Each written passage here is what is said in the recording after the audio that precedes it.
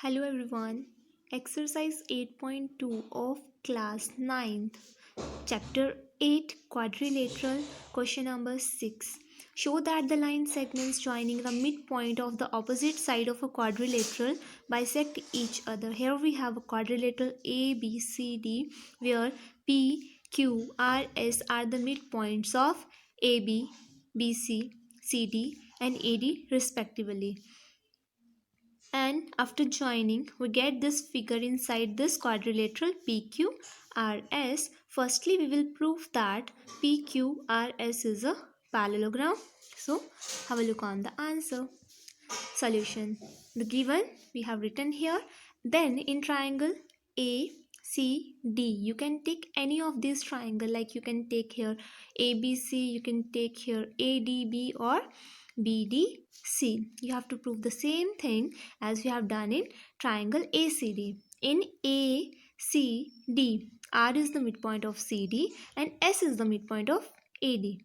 So by midpoint formula, we can say that this SR is parallel to AC. S and R are the midpoints of AD and CD respectively. So SR is parallel to AC by midpoint theorem. Similarly, in this triangle, PQ is parallel to AC. This PS is parallel to BT and this QR is parallel to BD. So opposite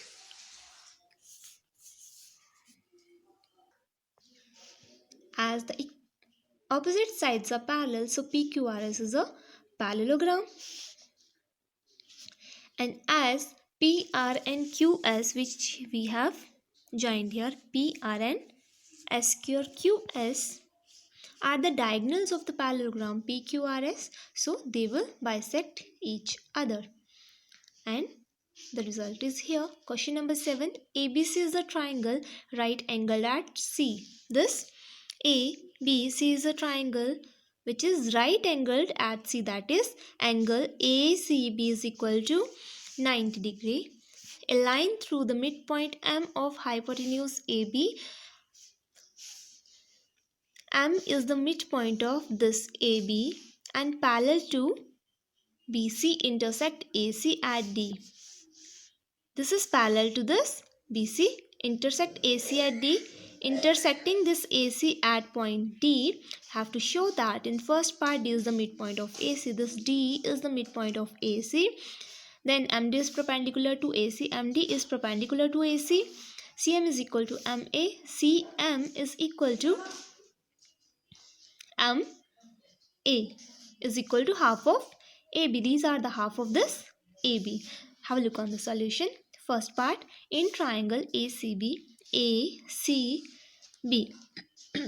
we have M is the midpoint of AB and this MD is parallel to this. You can see here in this triangle, this is parallel to this side and this is the midpoint of this side. So we can say by the converse of midpoint theorem, this D is the midpoint of AD.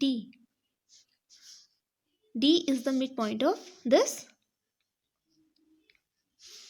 AC. So first part is proved. Second part, we have to prove here this MD is perpendicular to AD. For that, if we prove here this angle is of 90 degree, then we can say this MD is perpendicular to AC. So as we have this ACB is right angle, so 90 degree, and this ADM is equal to this ACB as the corresponding angles. So angle ACB is 90 degree, so its corresponding angle ADM will also be 90 degree. So we can say that MD is perpendicular to AC.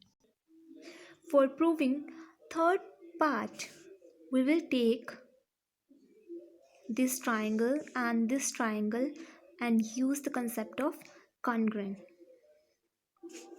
So here we have in triangle ADM and CDM. AMD and CMD, AD is equal to CD. AD is equal to CD as D is the midpoint of AC. So it is dividing this in two equal parts. Secondly, the angles. This angle and this angle. ADM equal to CDM, both 90 degree, and DM equal to DM is the common side. DM is the common side, so by side angle side congruence, we can say that triangle AMD is congruent to triangle CMD, and this implies AM is equal to CM by CPCT, corresponding parts of congruent triangle.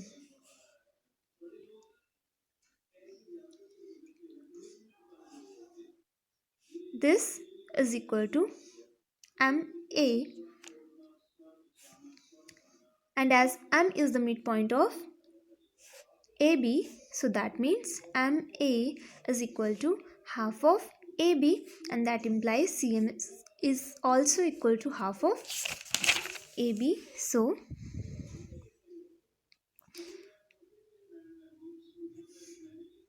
third part, CM is equal to MA is equal to half of AB, hence the result.